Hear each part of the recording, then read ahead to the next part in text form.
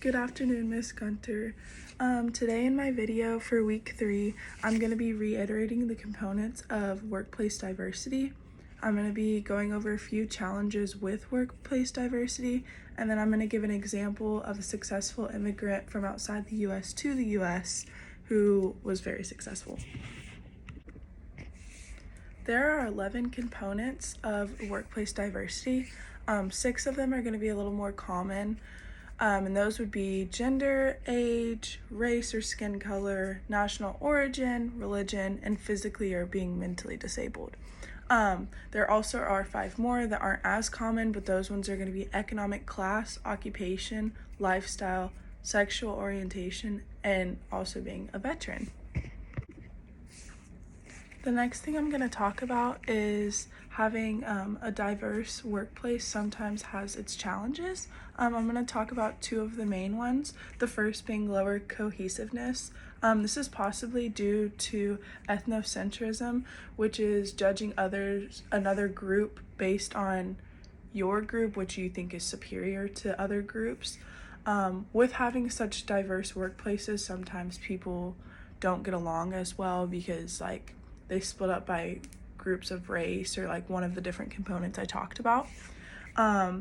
Another challenge within having a diverse workplace could be communication problems, which is very expected.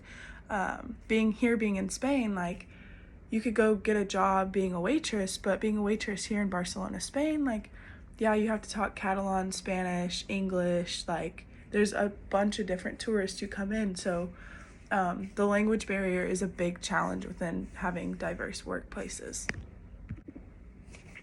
The next thing I'm going to talk about is Elon Musk, who was a successful immigrant who came to the United States and became one of the most successful and rich entrepreneurs in the world. He is known as I think one of the top 3 richest men alive right now. He owns Tesla and SpaceX. Actually, one really cool thing is one of my best friends graduated from A&M with a mechanical engineering degree, moved to Florida, and is now working on the rocket recovery team for SpaceX. So that's really cool. I've got to hear a lot about it, and she does say that the workplace is very diverse, and I'm sure that comes from him coming to America and getting the opportunity he got in America because how diverse our workplace is in America. And he would want his success to be able to share with others. So Elon Musk is a great example of an immigrant who is very, very, very successful being an entrepreneur in America. Thank you. Hi, Ms. Gunter, it's Javier. I'm here at the bunkers pretty much, so you can kind of see the whole city over there. And I want to talk a little bit about diversity in the workforce. This is chapter 9, it's what we specifically talked about.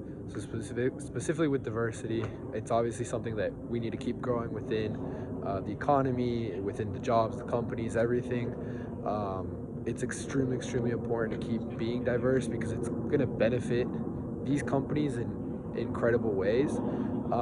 Specifically, obviously, it's very much growing. I'm Hispanic. I'm from Venezuela originally, and I am an immigrant as well. So as we see more and more immigrants that are becoming more and more into the job force, and we're going to need a bigger and bigger need for that diversification inside the job force. So some of the benefits that we can find within kind of having a more diverse market and kind of growing that aspect is, I'd say, overall creativity. Different cultures are very different. Speaking from Hispanic, I'd say we're very different to the people that normally live here, even though the United States is already very diverse and it's becoming more diverse. But we need to be able to leverage each person's skills and be able to figure out what each person can do that can provide a different outlook, a different perspective, anything to solve different types of problems. So that's why this is so important. I think leveraging those skills is something that's extremely important, and it's something that we're gonna have to keep growing to keep influencing society and making the companies keep growing and the economy keep growing. Lastly, I want to talk about the 3 types of kind of levels of diversity within an organization. So we start out with monolithic, which is very relatively low. They don't really make much effort to include the minorities, whether that's women or different just cultural groups, just minorities in general. And I mean, like I said, times are changing and that's going to end up hurting them. They're going to have consequences for that in the future. Next up, we have pluralistic. So they make some sort of effort, but really not enough to where they should be, or should strive to be coming into the future. And lastly, we have multicultural, which is exactly what we're looking for, what I've already talked about before in these past couple of videos. It's what we want as a society: different cultures coming together, providing new ideas, new perspectives, being able to leverage that creativity that comes with that, and just benefiting society as a whole, coming together as a society as a whole, as one culture, comprised of all the different cultures that make up what America is today. And that's, I guess, specifically talking about America. We could talk about that in any other country, but multicultural type of organization is exactly what we're looking for. Hi, Miss Gunther. This is my video for week 3. Today I'm going to be discussing chapter 10, and in chapter 10 I'm going to be going over comparing leaders and managers, and then I'm also going to be going over the 3 more modern takes on characterizing a leader.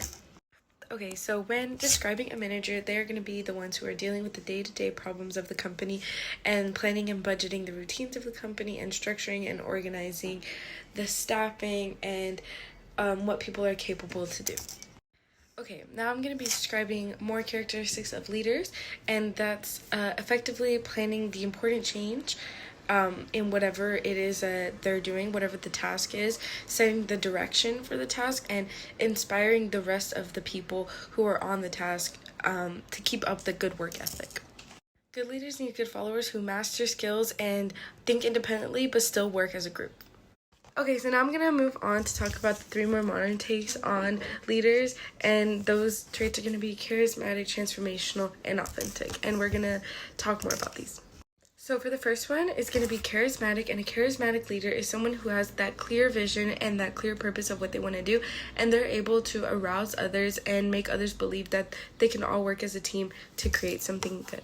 So an example of a charismatic leader would be Martin Luther King, because he was able to rally so many people and let them see that vision and that purpose of what they wanted to achieve.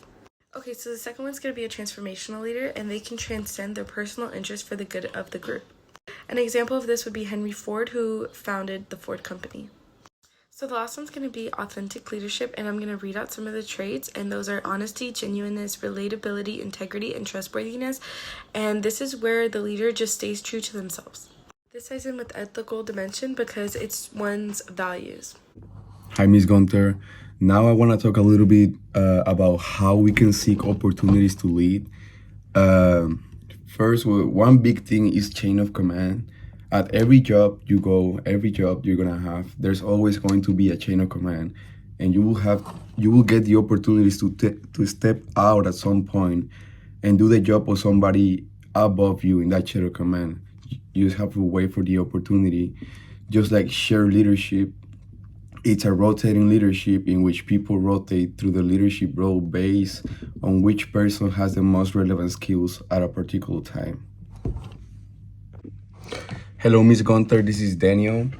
This is going to be my video for week number 3. And in this video, I will be explaining how a good vision helps you be a better leader. And I also will be explaining how to understand contemporary perspectives on leadership. Let's start with vision. In order to understand what vision is, we have to know that vision is a mental image of a possible and desirable future state of organization. So basically the future, how you see yourself in the future, you have to have a vision, a big plan. For example, I went to Amsterdam and this weekend actually, and I went to a canal tour, and there were 3 people in charge of it. And right before we were leaving for the canal tour, they told us what was their vision for the tour.